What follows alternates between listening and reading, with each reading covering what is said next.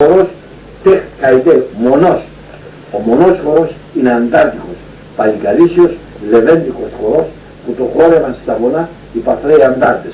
Όχι τον τελευταία δεκαετία, από το 1915 μέχρι το 1922.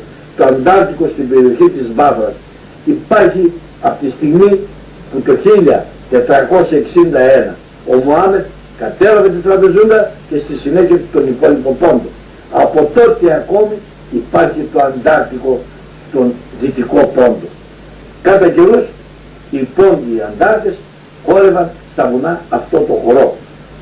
Και μάλιστα το 1919 όταν πυρπόλησαν οι Παθρέοι την Κομμόπολη, την τουρκική Κομμόπολη Τσιασού, που συγκεντρώθηκαν 12.000 αντάρτες, ήρθε να κατευθύνει την μεγάλη και ιστορική αυτή μάχη ο δεσπότης της Βάφρας, ο αναπληρωτής του Μητροπολίτη Γερμανού Βαγγέλου, Καραβαγγέλη, ο Ζήλων Ευθύμιος Αγριτέλης.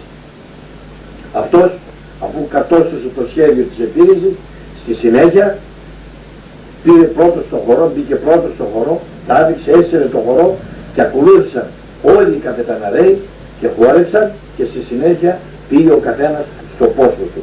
Είναι λοιπόν ο χορός τεχ καητέ ή μονός χορός, αντάρτικος, λεβέντικος, παρικαρίσιος χορός που χορεύεται στην περιοχή της Βάβρας.